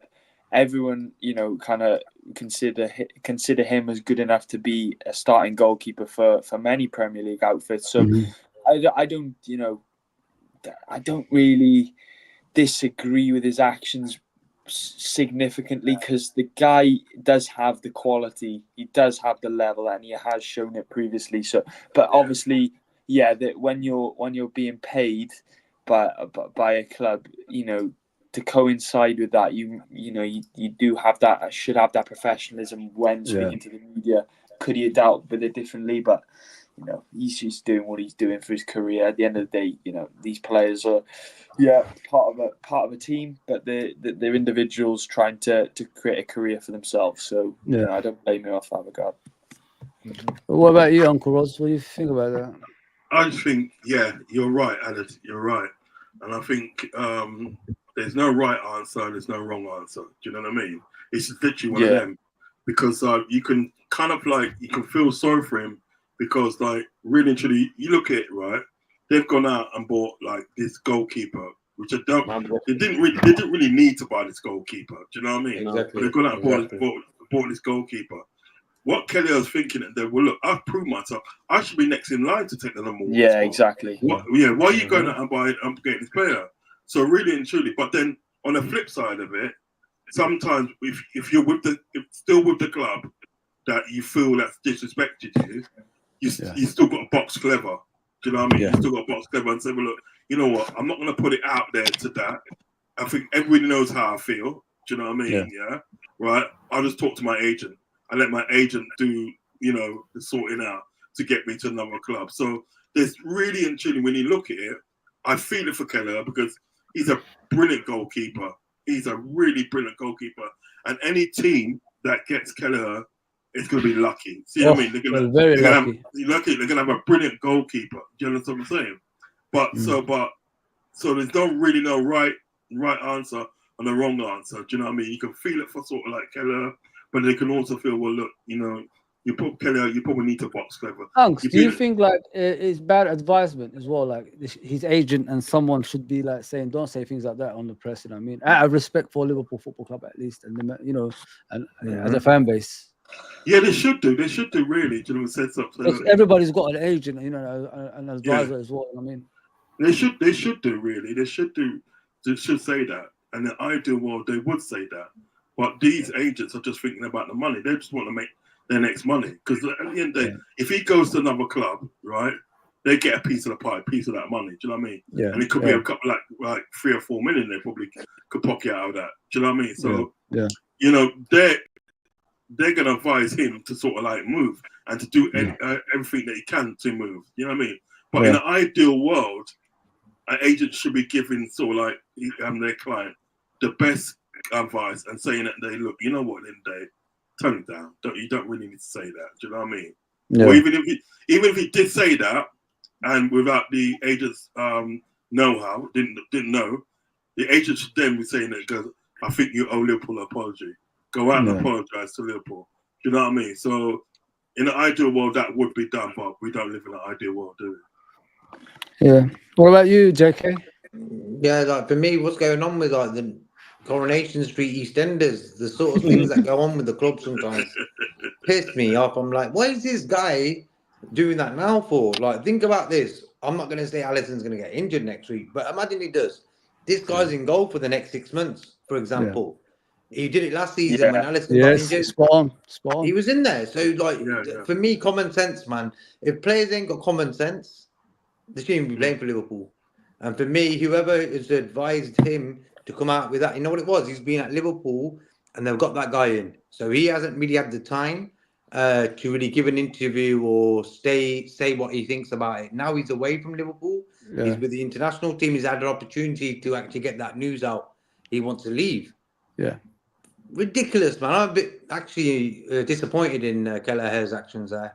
I think sometimes the agent should not just look at the financial side of a footballer. They need to look at what he does and what he says and what time he does that. You know, I think Liverpool in the last few years, their timing on certain things has been like really, really bad. You know, like why did we need to go and get that goalie in? Why did we need to get that £30 million guy in? Yeah, exactly. You know? Wait until next year. Then let the news out. Sal Kelleher. At the same time, simple. You know, that's why I'm thinking like people like Edwards and all these guys who think they know everything about football sometimes don't know jack shit. You know, and how. No, you're right. You're right. Spot on, man. Spot on, brother. No, spot on, JK. Spot on, JK. Spot on.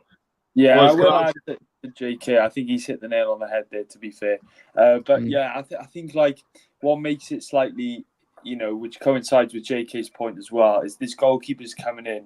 Backup goalkeeper, I don't want to say his name just in case I do cock it up. Mama Deshveli. Yeah, Mama Deshveli. That's what it is. He's coming in from next season. So, you know, if there is, do you know what I mean? If he's there now, you know, Kelleher has a ground to say it. But because he's going in next year, you know what I mean? Football is a game that can change just like that. You know, 3 weeks is a lifetime in football. See, Nuruddin say that the other day. So, you know, something can happen very, very quickly. So, you know, JK's hit the nail on there as well. Boys, Anton? Can I ask you this, boys? Right? Let's put it this way. Let's put it from Kelleher's point of view. Let's say you was Kelleher's dad, yeah? Would you like what happened to him, to his son? No. He was your son. And he was like, "I'm borderline leaving. I'm not leaving. But let's just see what I can do for next season." And then bang! All of a sudden, we've got another goalkeeper. As a father, if it was me, I'm pissed off at Liverpool for that. Guys, you took the piss. You've took the piss. No. Now we want out. Yeah. So for me, I understand that Liverpool. I love Liverpool all to death. but I've seen it from a family point of view. Yeah. Yeah. He's been loyal. 100%. He's been loyal to them. He has actually. And he's not. It's not been reciprocated. No, 100%. The goalkeeper come in. That's not. I'm sorry. Cheeky, that I'm is. sorry, Yeah. man. But what my man has done with cups and things like that, as being a number 2, and he's talked and said, I should be a number 1. I want to be a number 1. He said, but he's got the. I want to be. Can you see? You can have that drive. Like, I want to be one.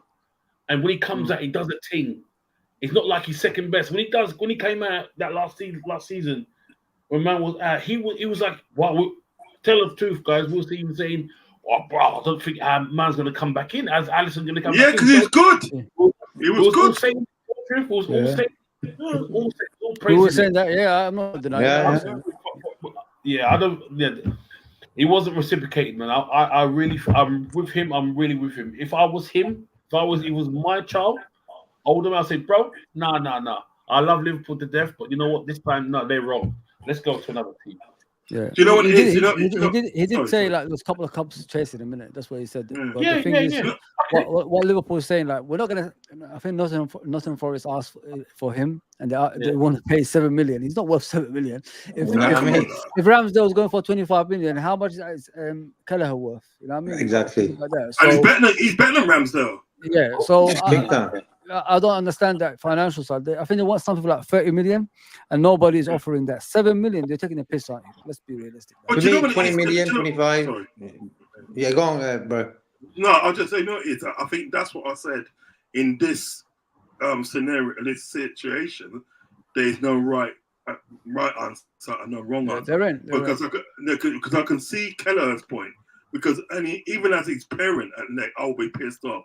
I'll be saying, my boy at Neck's being loyal to you, right? Yeah. Even when Tottenham was chasing him, right? Yeah, he stayed at Liverpool. Do you know what I mean? Because remember, Tottenham were chasing him. Yeah. You know what I mean? And the next person in line for the number 1 spot should be Kelleher. It should be Kelleher without a doubt. Yeah, I don't see why they're going out and buying a goalkeeper. Right, but like they've gone and done that, so he feels disrespected. Yeah. So what actually has happened today, right? He's like, in the heat of the moment, he's come out and said, well, X, Y, and Z. You know what I mean?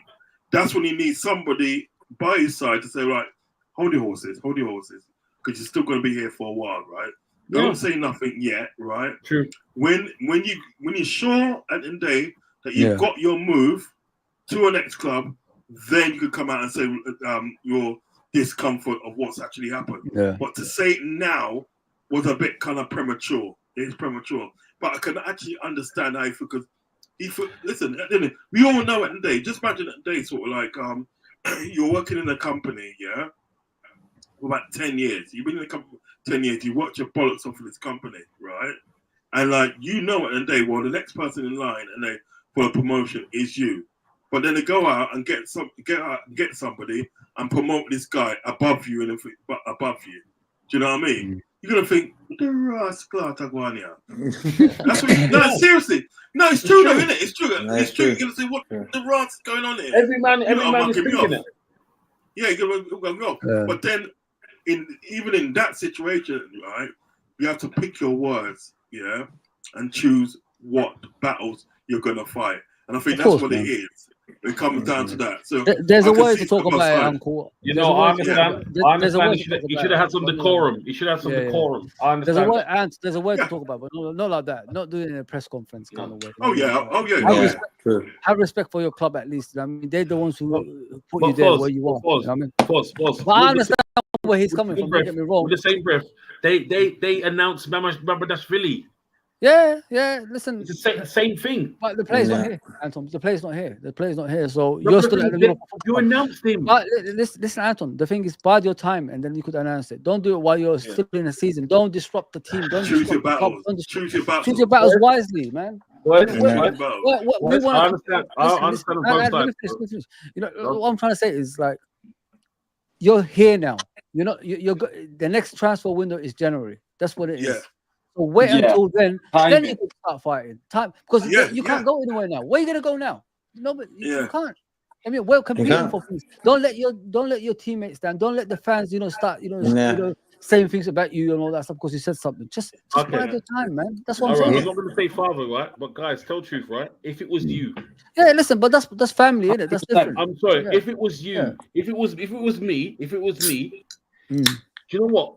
You're lucky it wasn't me, because if they said, "Oh, we're gonna get Mama That's Philly on the Tuesday," believe the Wednesday next day, I'm saying something.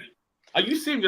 I'm gonna wait till January. But the thing is, why did he do it? After what I've done for you. Anton, why did he do it during the transfer window? Why is he saying it now? Why you had all that time. You could tell the club, I need to go. You could have told the club, I need to go. I don't want to stay. You could have told the club. Doing the transfer. That's what I'm trying to say. What I'm trying to say, Anton, is this. Yeah, what I'm trying to say, Anton, is this. Like we're all saying.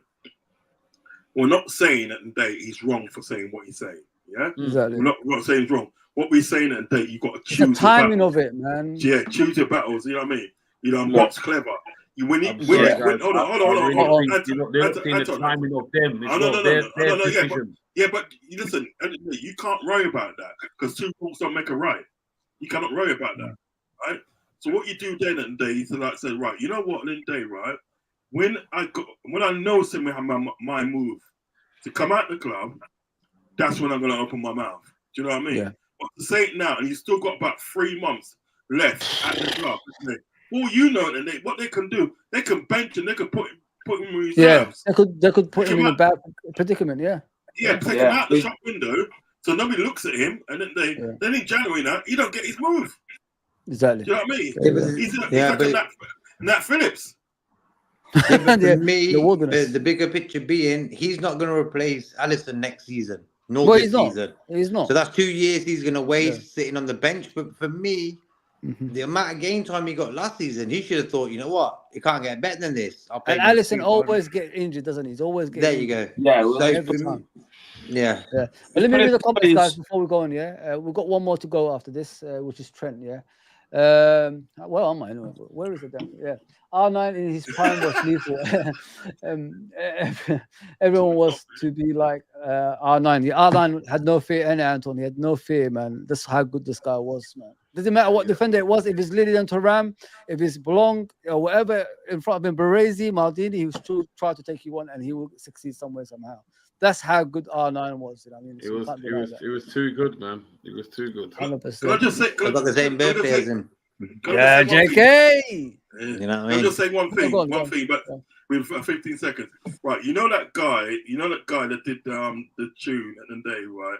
Remember the airport with the Brazilian guys in the airport kicking the football?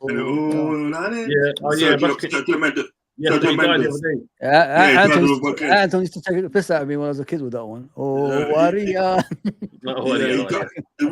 original guy done that record. He died over the weekend.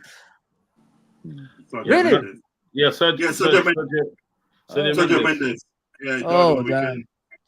Rest in peace, my brother, man. As soon as I heard it, I put on the song, and then I put on the airport song. They put on the airport. I did. As soon as I heard it, man. As soon as I heard him die, I put on the song, and then I put on the airport advert, and then I put on the Black Eyed Peas version. Yeah. Do you know what that means? Do you know what it means? Like, I think Kesh Janada or something like Kesh Janada or something like that. And that means all that means at the day is like in Portuguese it means but nothing. That's what it means. But nothing. Crazy stuff, man. Question: how do Liverpool keep winning away from home? Pick up vital points. Alex, go ahead. Go on, Alex.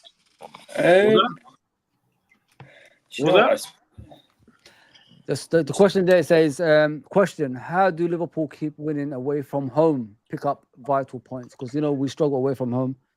Alex, go ahead. Go first. Brother. Do you know what? It's just getting used to just winning ugly, I'd say. Getting through games. Because that's the level between, finishing high in the table and winning the league. It is knowing how to win ugly and mastering the art of winning ugly and mastering all ways to win a game. You've got absolutely smashing a team, edging past a team, even scraping an own goal to beat a team. It's all about mastering, I'd say, the art of finding a way to win. That's when we when we won the league we found ways to win. We'd go to Villa Yeah. and we'd score 2 late goals. We'd follow that up. We'd beat Man City comfortably, I think, the week after. And then, you'd have other games then where we'd have the Club World Cup, and then days later we'd go to Leicester and put in an unbelievable performance. Do you know what I mean? Mastering the art to win ugly and win in different ways, I think, is the key. And it is the way to success, I think, especially in this age when the level of success is so high.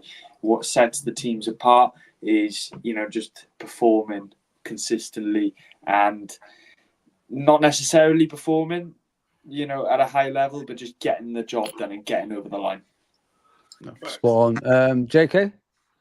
Yeah, for me, with the Man United away game, that display there, just do that in away games. We'll be okay. Yeah. Same format. The reason he says that is because, in that game, we didn't really keep much possession. I think they outnumbered us in everything, I think, apart from the shots on target, I believe.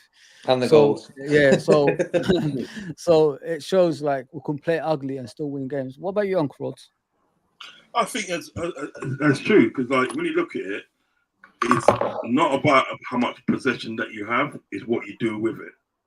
Do you know what I mean? And we were sort of like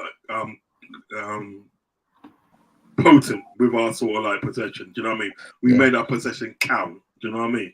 They may have had more possession with us. You know what I mean? They may have done more passes with us. But what did they do with it? Nothing. Do you know what I mean? That's what I'm trying to say. Just like, to me, at the end of the day, sort of like, I mean, this guy talked about the fact that when we played them last time, when it was 0-0 at Anfield, how we had so much possession and we peppered their goal and everything, but it was still 0-0. Yeah, that's quite easy to do that, right? When you put 11 men behind the ball, do you know what I mean? And you don't actually come out to play football. But it always comes down to the fact of the day. So when you go get possession, you have to be really crucial with possession. Do you know what I mean? Make your passes count. Do you know what I mean? If you got a chance on goal, score a goal. Do you know what I mean? Because the 3 chances that we had on scoring a goal, well, 5 chances, didn't they? We scored 3 out of 5. We had 5 at least. Yeah, 3 out of 5. So really and truly, that's not bad odds, really, when you think about it. You know what I mean? So like, really and truly, at the day, we just got to go. We just got to go to these grounds at the day, right, and be calm in possession.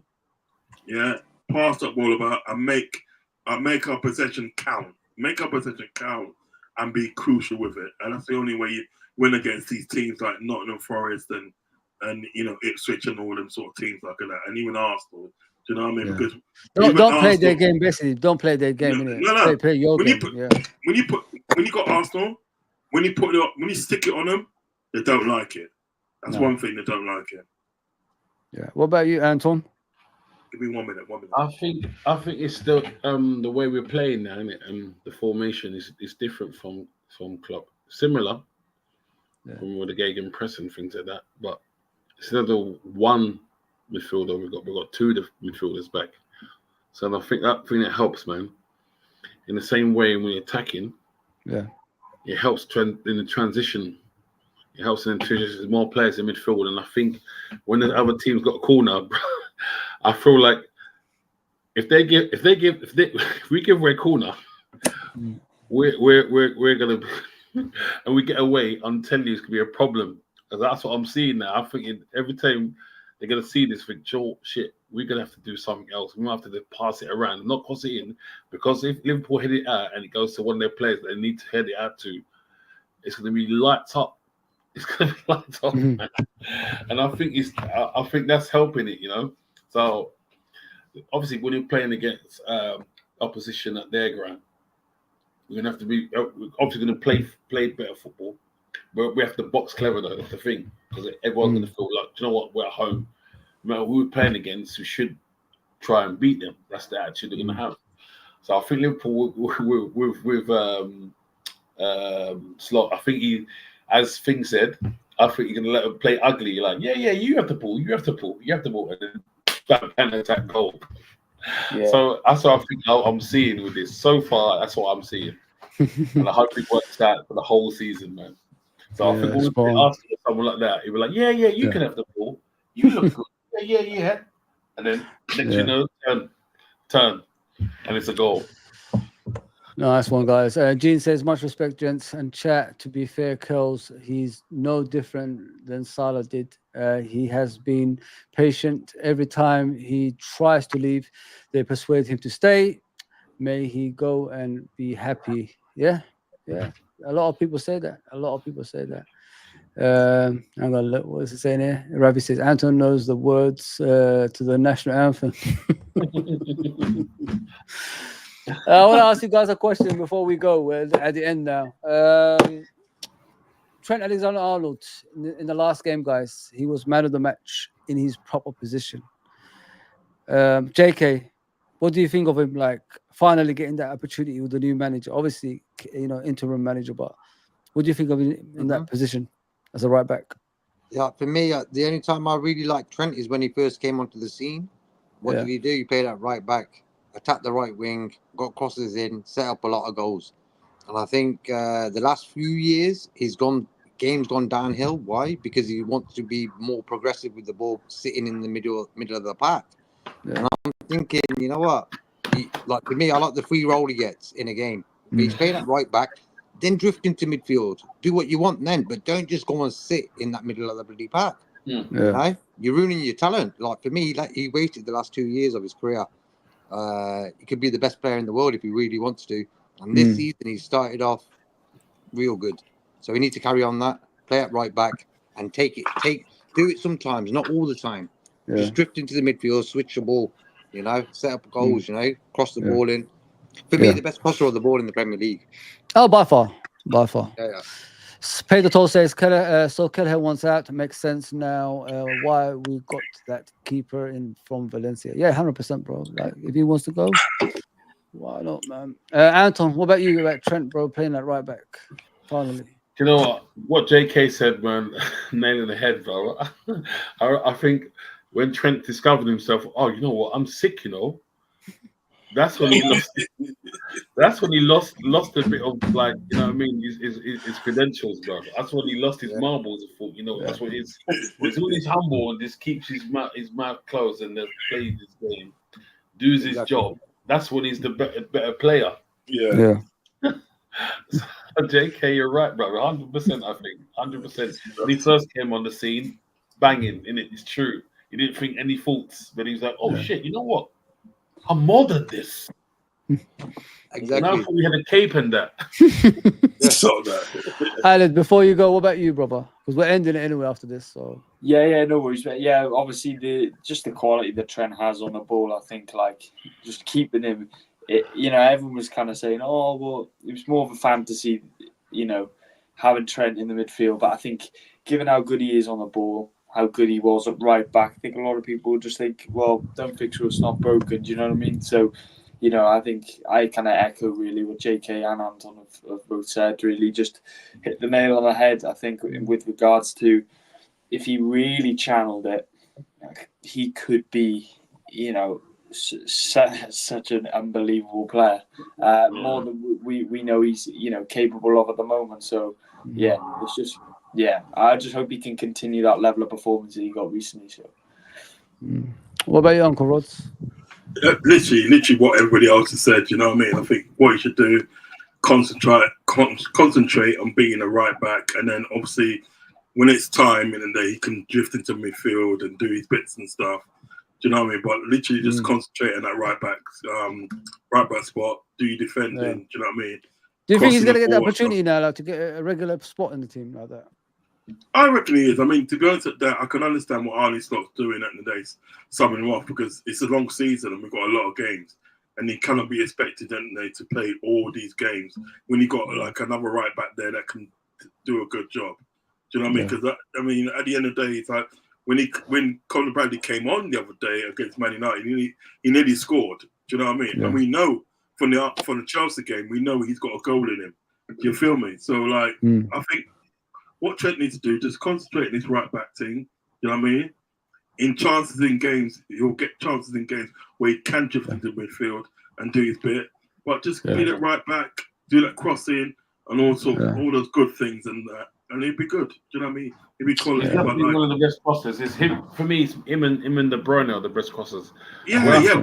Where I think De Bruyne edges it, De Bruyne does it with his left foot as well. Yeah, but he done one with his left foot, didn't he? He does. Yeah, can't remember what game it was. It was just like one game he pinged it out with. I think it was the Everton game. He pinged it out with his left foot to Robertson, and then Robertson pinged it in. Yeah, some of them one of those games anyway. But he can do that. Ravi says, Grabbers, he looks like a ghost from Power.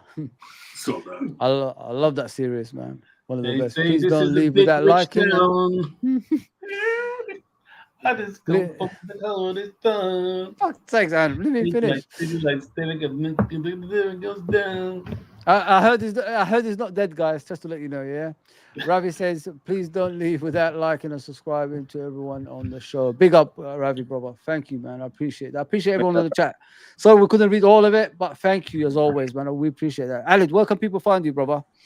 You can find me on here, LRFC.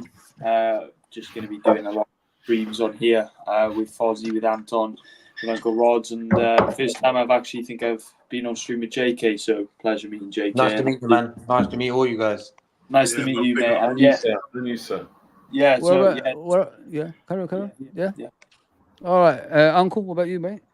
Yeah, same as. Listen, pleasure to be on the stream with JK, because like I watched JK on Frank's channel, and spits a lot of facts. There's not a lot. Actually, there's not anything I disagree with what he says. Do you know what I mean? So yeah, bless up to you. But like most of all, bless up to Fuzzy, my brother, man. Because every time I come on, seriously, every time I come on your channel and we have these talks and that, it just makes you feel uplifted. Do you know what I mean? So. And we always talk off stream as well. We constantly call each other and having a chat and everything. So you're like a brother to me still. You know what I mean? So bless up to you. Thank you. And bless up to Anton as well, my G, my Caribbean brother, man. Big up. Yeah. You know what I mean? Alid, big up to you, man. Good guy. We're gonna do something very soon. We're gonna definitely do something very soon, man. We're gonna hook up, man. Definitely. You know what I mean? You can find me here on Fuzzy's channel, and on his next channel as well. You can find me there, and also find me on Anfield Uncle Roz on YouTube, doing all things Liverpool and stuff. Do you know what I mean? So listen, come over, drop a like, have a chat, and we're all good because we're all a family here. Trust me, we're all a family. Wherever you find Fuzzy, you'll find me, Anton, JK, and you'll find everybody. Big up Nerve Beats. Big up Nerve Beats as well. Big up Nerve Beats. The thumbnails, it's killing it, guys. The thumbnails. So yeah, give him good guy. But yeah, big up. Thanks, Fuzzy. Thanks. No worries. You don't have to thank me, bro. JK. Privilege being on the show with all you guys. First time. Always welcome, bro. It's been a good. There's a section of like still content creators where there's football talk and there's no bickering. Like piss taking and blah blah blah. Like know-it-alls and stuff. And I like that when Liverpool fans can talk with each other with respect. It's very important that we keep it like that. I'm seeing too many football shows where it's just like it's a joke. So it's good to see people like Fozzie, Frank, 12th Man, Uncle Rod's, all cool, Good show, bro. Thank you, brother. Anton? Yes, man. First of all, Foz, thanks for having me on. Second, Rods, sorry I missed your show a couple of days ago, bro. No problem. I had computer problems, but yeah, you know what? I think I'm back anyway. JK, nice to meet you. Alid. Nice to meet you, man. Alid, bro, it's always great, man. And you can find me on Twitter, X, Antos Pantos. I like that, I seriously love that. It's there for joke. I didn't even know why I put it up, but I did it for joke. I didn't think it was gonna be serious, but I did. Whatever. Can't change it now. It's too late. No, don't change. Antos on Instagram, or you can find me on Rod's channel or Fozz's channel. Big up, guys. Big up. Thank you to everyone as always, man. It's been a great pleasure having you guys on. You guys are always welcome in here. I'm always gonna send the link in the group. You guys jump on whenever you guys want, and we're gonna grow the channels. We're gonna do our own thing and keep going, man. Because without us lot helping each other, we ain't gonna get to the destination that we want. So No man's an please, island, man. I'm telling you, mate. Chat. Always thank you, man. You're always coming on and helping us out. You know what I mean? Look at what Ravi and and Gene and Solo, all these guys coming on. Yeah, bless you. Edward. Always There's so many of these. John Conway. This the list goes on. You know what I mean? What a guy. We appreciate all of you guys, proper Liverpool fans, man. And we'll never forget. Fans. We'll never forget that. I could be back tomorrow, maybe 12, maybe 1. I don't know. I could come up with something, rustle up something for you guys. Because they say, the chat, I don't do enough of the chat. So I want to have a moment with the chat sometimes as well. And, ask them like what they like. And,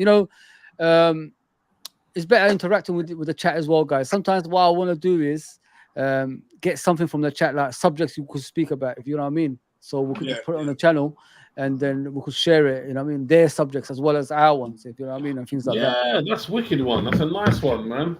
So make them feel part of it, innit? Yeah, important. Yeah, everyone, Uncle Rods, Alid, Anton, thank you, and JK, of course. Thank you, welcome, guys. Honestly, thank you. We'll be back very soon, probably on Friday. I'm off in it, so we could stay all night. I'm ready to go all night. Get the pajamas on, man. Let's do the pajamas. Let's do something. All night, man. Let's do it. So we could do like a preview for the guys. What pajama party around Fozzie's then? Yeah. Let's go. I'll bring the tea. All right, guys. Thank you. I'm gonna go straight off, guys. So I'll see you guys Take care, next bro. time. Yeah, Take we're care, always in bro. the group. Take care. We're always in the group. Take All care, the everybody. best, guys. Big up the chat. Take care, everybody. Yeah, cool. Let's go.